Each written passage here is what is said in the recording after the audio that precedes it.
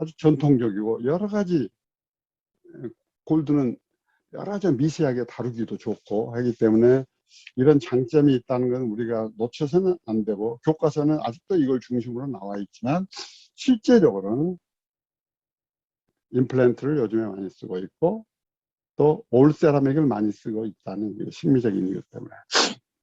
근데 역시 올 세라믹 크라운이 아무리 강도가 좋고 뭐 어쩌고 한다지만 롱스팬 브리지를 만들기는 여러 가지 문제가 있어요. 약하게 깨지기 때문에 자꾸 투스프렛 양도 많아야 되고 뭐 마진 같은 것도 더 뭐 문제가 있을 수가 있고 골드에 비해서.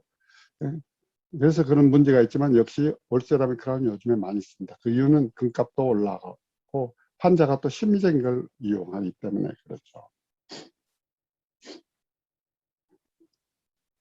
그리고 이제 파셜 버녀 크라운도 상당히 또 골드 크라운 중에서는 또 파셜 버녀 크라운도 상당히 장점이 많은데 이것도 치과 의사의 시술 편의성을 위해서 혹은 기공사의 제작의 편의성을 위해서 풀 버녀 크라운을 주로 사는 경향이 또 요즘에 있어요. 근데 이것이 실제 임상에서는 이렇게 한다고 해서 그것이 꼭 장점이 많아서 그런 건 아니다.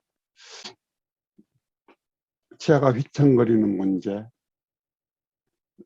또 패시브 인세션 맞추기 어려운 문제, 이런 문제 때문에 전치부에서는 4개, 구치부에서는 3개까지 픽스 브리지로 만들어줄 수 있고 그보다 더 개수가 많으면 픽스 브리지로 만들 수 있는 한계를 벗어난 것이다.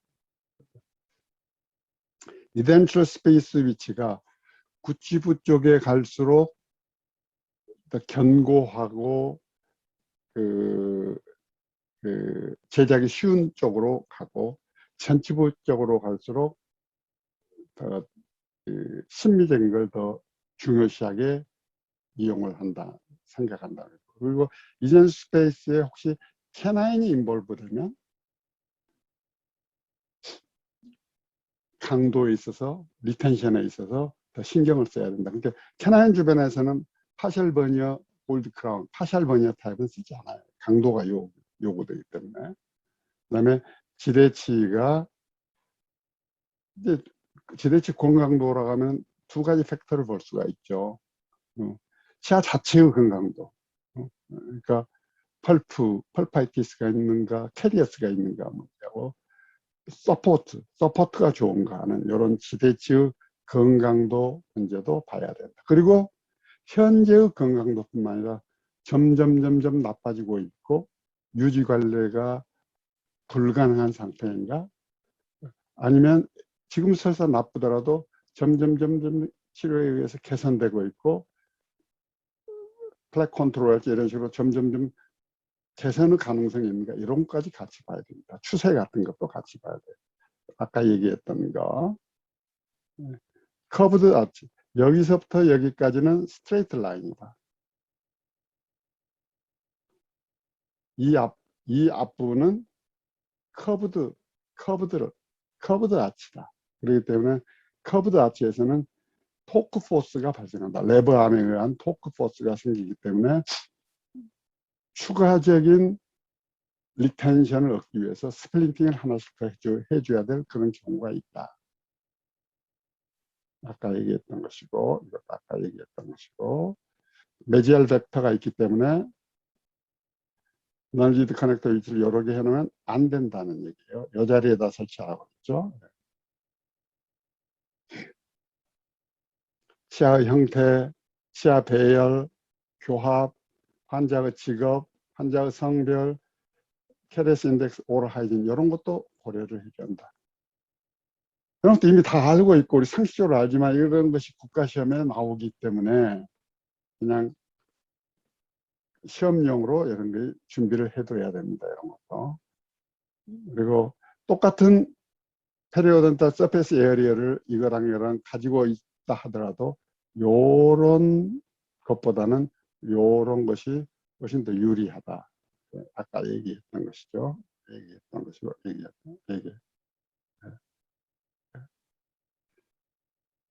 그래서 우리가 바이탈리티가 아무 문제가 없다고는 했지만 non-바이탈한 투수는 역시 브리틀하기 때문에 루트 크랙 같은 게 나중에 잘 생겨요. 그래서 바이탈이 좋으냐 non-바이탈이 좋으냐 물으면 당연히 바이탈이 더 좋아요.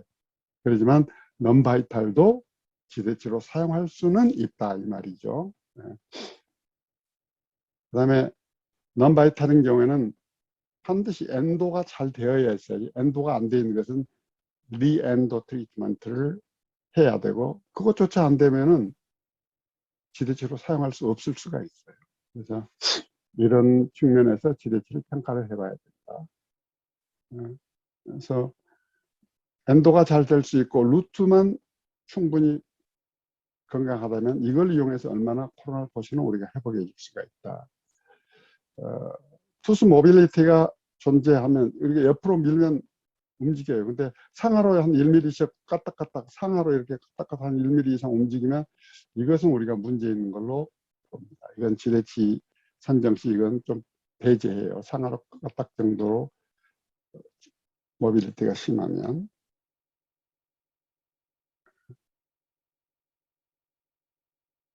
그다음에 현재 건강하고 앞으로 더 건강해지는 추세에 있느냐 이런 걸 또 봐야 된다.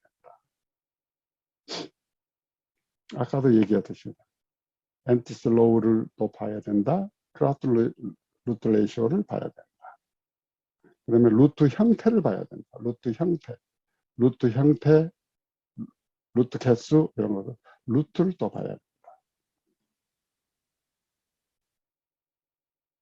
엔티슬로우.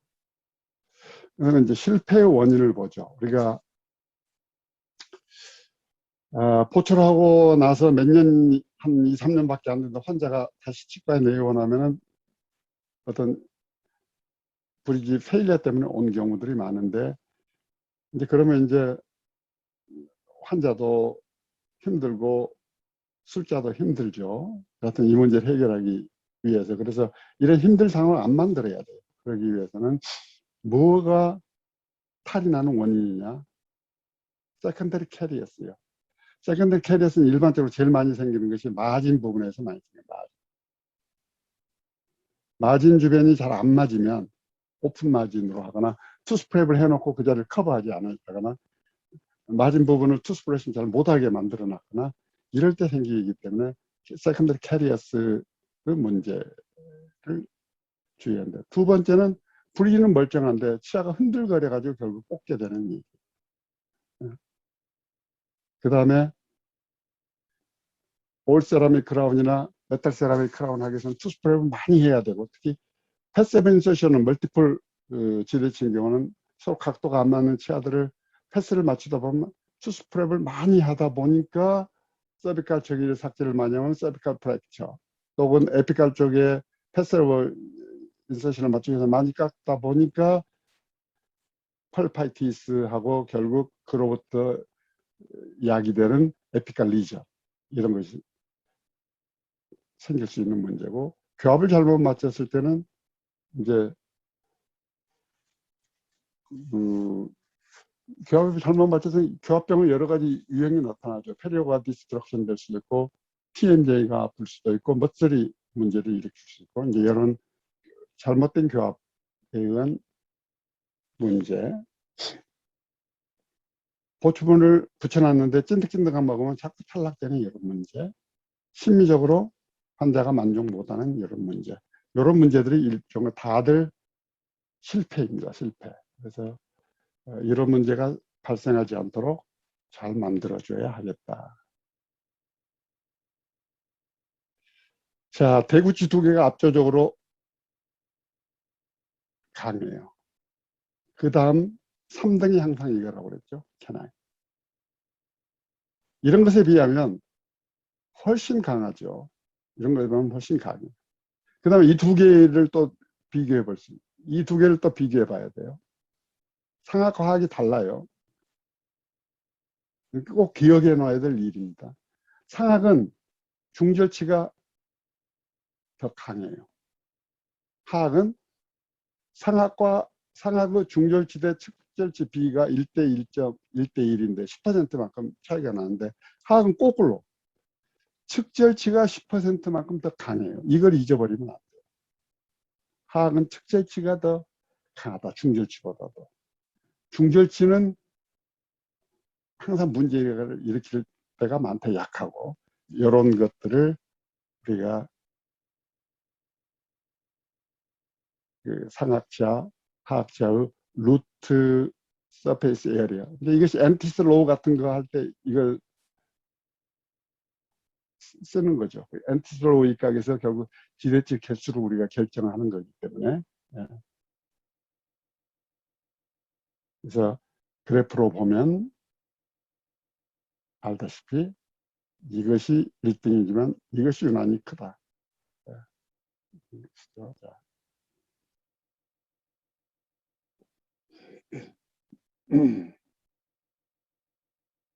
좋은 지대치 이것은 반복된 얘기예요. 앤티슬로우 크라운 레이시오 경사가 없고 패러렐 최장축 방향으로 힘이 가해주는 것이고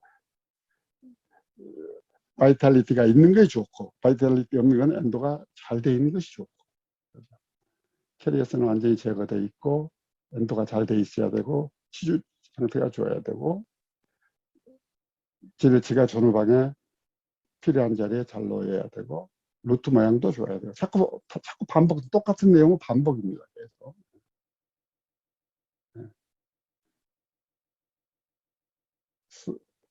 네. 이것도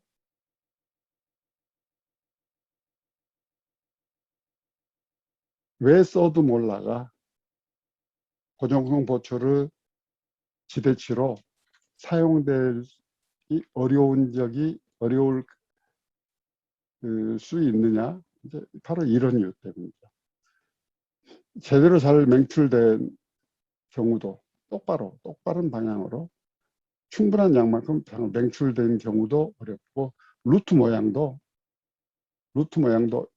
이렇게 생기는 이런 경우가 많고 그 다음에 주변에 있는 소프트 티슈도 아테치드 케라티나즈 진지바가 없는 경우가 많고 이런 페리오 측면, 루트 측면, 코로널 포션의 그 이럽션의 문제 이런 이유 때문에 써도 몰라는 픽스드 브리지의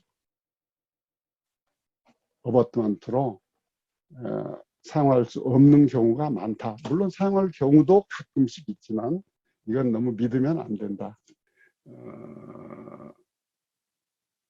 실은 제가 안드로이드 이런 걸 해줄 수 있는 안드로이드 어플을 5년 전에 개발해 놓은 게 있습니다. 그래서 그걸 여러분에 간단하게 소개하고요. 그 익스퍼트 컨설팅 시스템이죠. 트리트먼트 플랜을 짜주는.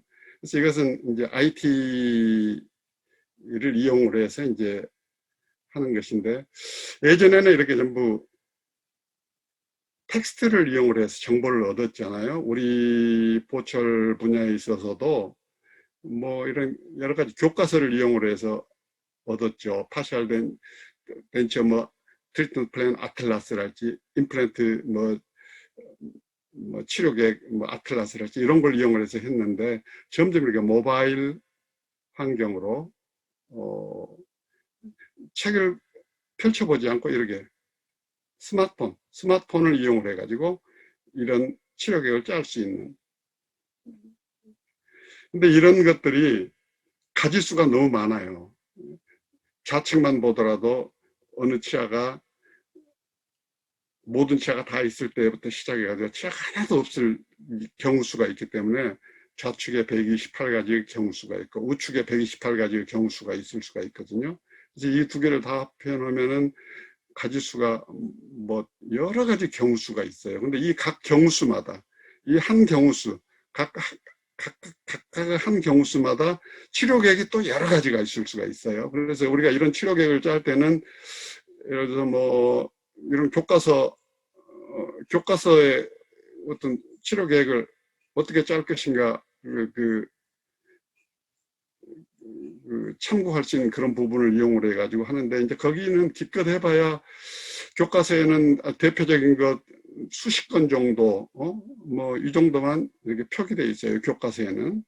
근데 실제적으로는 엄청나게 많은 케이스가 있을 수가 있다는 것이죠. 그래서 이런 어떤 케이스에 대해서 이런 치료법이 가능하다. 또 어떤 치료법에 대해서 어떤 이런 치료법이 가능하다. 그러니까 이 경우는 이런 치료법이 가능하고 이 경우는 이런 치료법이 가능하다. 이런 것들을 이걸 내가 직접 다 그렸어요. 이런 모든 것들을 그려가지고 이런 식으로 어플을 만들었습니다. 어플을 만들어서 여러분이 어떤 걸 셀렉션 하면 치료 계획이 바로 화면에 나올 수 있도록 이런 어플을 만들었기 때문에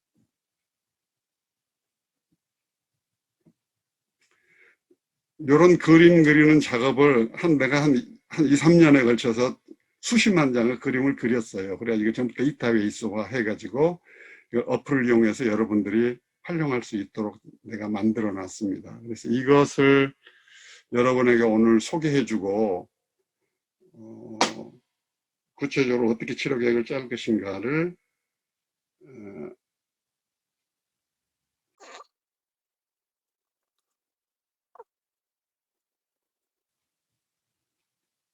하여튼 아이폰 사용자는 아이폰 용도로는 이거 아직 만들지 않았습니다. 그래서 안드로이드 폰에서만 이걸 이용할 수 있습니다.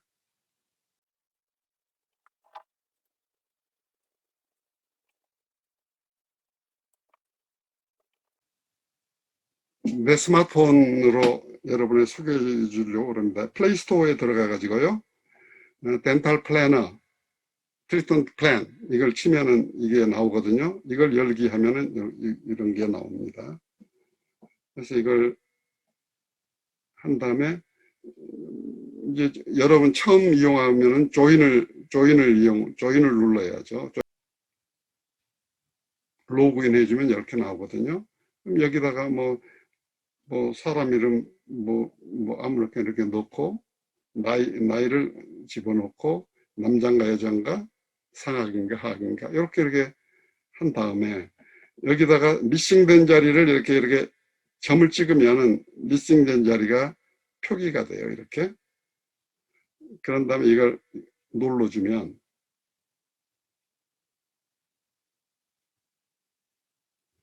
이런 식으로 나옵니다. 그래서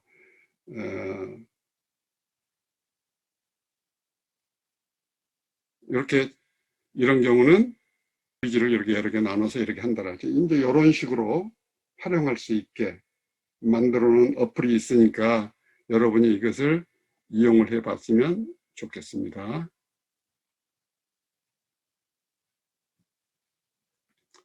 여러분이 안드로이드 폰을 가지고 있거나 안드로이드 디바이스를 하나 가지고 그걸 참고해도 괜찮아요. 왜냐하면 여러분 훈련 과정이니까.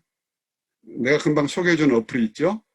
그걸 참고해 가지고라도 치료 계획을 이렇게 여러분이 스스로 공부할 수 있는 그 어플도 소개해 줬어요. 그러니까 이 다음 시간에는 내가 임으로 그냥 번호로 내가 부를게요. 이게 대해서 어떻게 여러분, 왜냐면 이런 환자가 여러분한테 직접 옵니다. 여러분 이제 치과 가서 면허증 따는 순간 이런 환자가 나 치료해 주라고 오거든요. 그럼 여러분이 이런 옵션을 머릿속에 딱 이렇게 가지고 있어야 돼요. 이거 아니면 이거다. 이런 옵션을 다 가지고 있어야 되기 때문에 이 트레이닝을 상당히 지금부터 해야 됩니다. 남의 일이 아니에요. 그래서 직접 이 다음 시간에는 여러분의 시간이 좀 걸리더라도 여러분에게 직접 질문하고 디스커션하고 하는 식으로 해서 이 다음 시간 강의를 진행할까 합니다. 오늘은 요 정도로 여러 종류 치아가 발치 상황이 생겼을 때 어떻게 보철 치료 계획을 짤 것인가, 그리고 이것을 교과서가 아닌 어플을 이용해서 간단히 레퍼런스로 사용할 수 있는 이런 방법들에 대해서 여러분에게 설명하는 것으로 이번 강의는 마치겠습니다.